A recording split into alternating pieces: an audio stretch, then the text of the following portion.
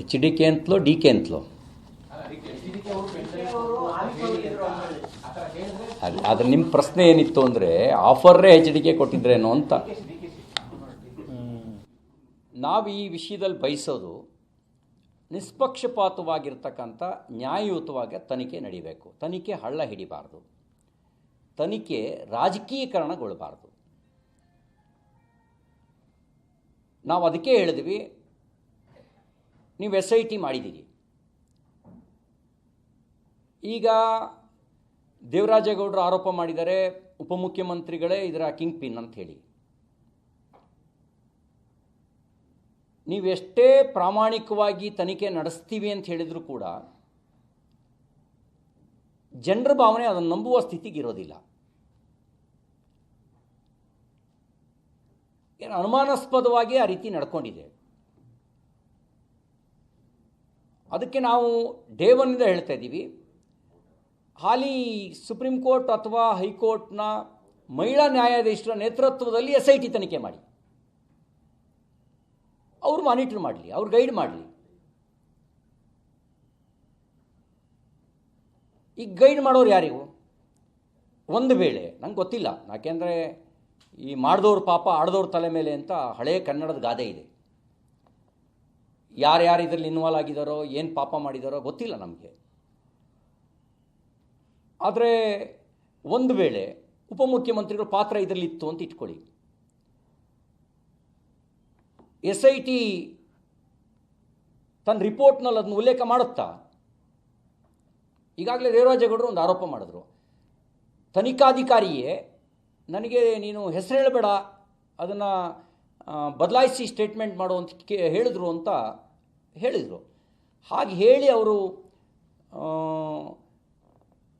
Telephone ಸಂಭಾಷಣೆಯನ್ನು ಬಿಡುಗಡೆ ಮಾಡಿದ ಮೇಲೆ ಅವ್ರನ್ನ ಅರೆಸ್ಟ್ ಮಾಡ್ತು SIT. ಅಂದರೆ ಈ ನಡೆ ಏನನ್ನು ಸೂಚಿಸುತ್ತೆ? ಅನುಮಾನವನ್ನು ವ್ಯಕ್ತಪಡಿಸುತ್ತೆ. ನಾನು ಅಪರಾಧಿ ಹೌದಾ ಅಲ್ವೋ ಅಂತ ತೀರ್ಮಾನ ಮಾಡೋದು ನನ್ನ ಕೆಲಸ ಅಲ್ಲ. ಆದರೆ ಸರ್ಕಾರದ ನಡೆ ಅನುಮಾನವನ್ನು ವ್ಯಕ್ತಪಡಿಸುತ್ತೆ. ಅದಕ್ಕೆ ನಾವು ಹೇಳೋದೇನು ಅಂದರೆ, ಮಾಡಿದವರಿಗೂ ತಪ್ಪಾಗಬೇಕು, ತಪ್ಪು ಮಾಡಿದವರಿಗೆ ಶಿಕ್ಷೆ ಆಗಬೇಕು.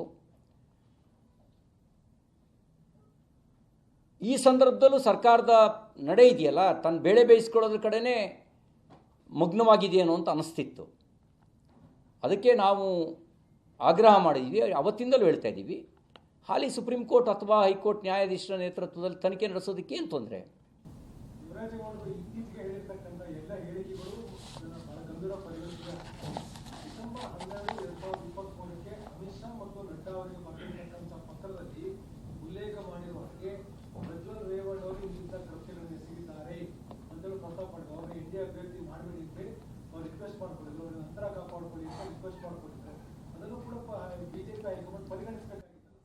ಅಲ್ಲ, ಒಂದೇನಂತಂದರೆ ನೋಡಿ, ಈಗ ತನಿಖೆ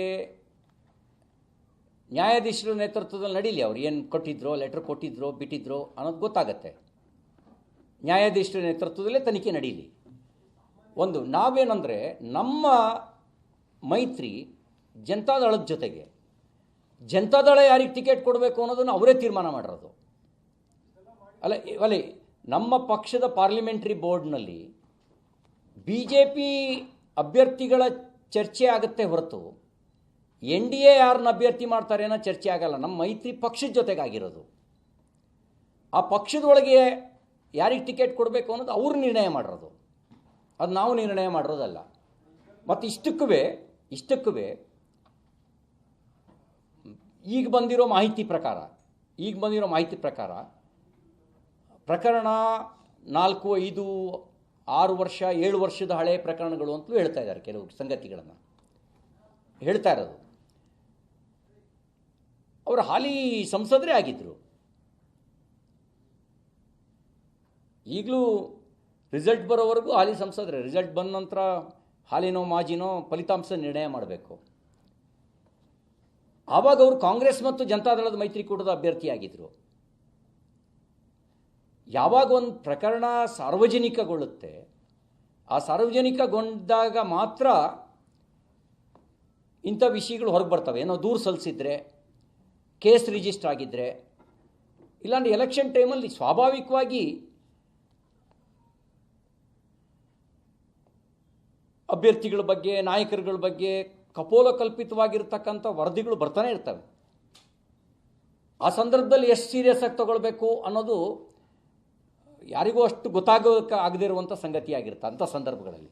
ಮತ್ತು ನಾವು ಮೈತ್ರಿ ಮಾಡ್ಕೊಂಡಿದ್ದು JDS ಜೊತೆಗೆ. JDSನೊಳಗೆ ಯಾರು ಅಭ್ಯರ್ಥಿ ಮಾಡಬೇಕು ಅನ್ನೋದು ನಾವು ನಿರ್ಣಯ ಮಾಡಿಲ್ಲ.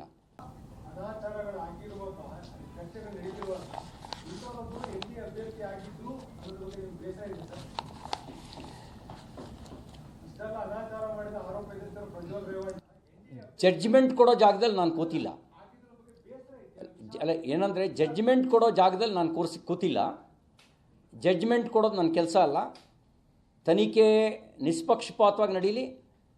ತಪ್ಪು ಯಾರೇ ಮಾಡಿದ್ರು, ಎಷ್ಟೇ ದೊಡ್ಡವರು ಮಾಡಿದ್ರು, ಈ ದೇಶದ ಸಂವಿಧಾನ ಎಲ್ರಿಗೂ ಒಂದೇ, ಕಾನೂನು ಎಲ್ರಿಗೂ ಒಂದೇ. ಆ ಕಾನೂನು ಪ್ರಕಾರ ಶಿಕ್ಷೆ ಆಗಲಿ. ಯಾರನ್ನೂ ನಾವು ಸಮರ್ಥನೆ ಮಾಡಲ್ಲ. ತಪ್ಪು ಮಾಡಿದವ್ರನ್ನ ಸಮರ್ಥನೆ ಮಾಡುವಂಥ ಕೆಲಸವನ್ನು ನಾವು ಯಾವತ್ತೂ ಮಾಡಿಲ್ಲ, ಮಾಡೋದಿಲ್ಲ.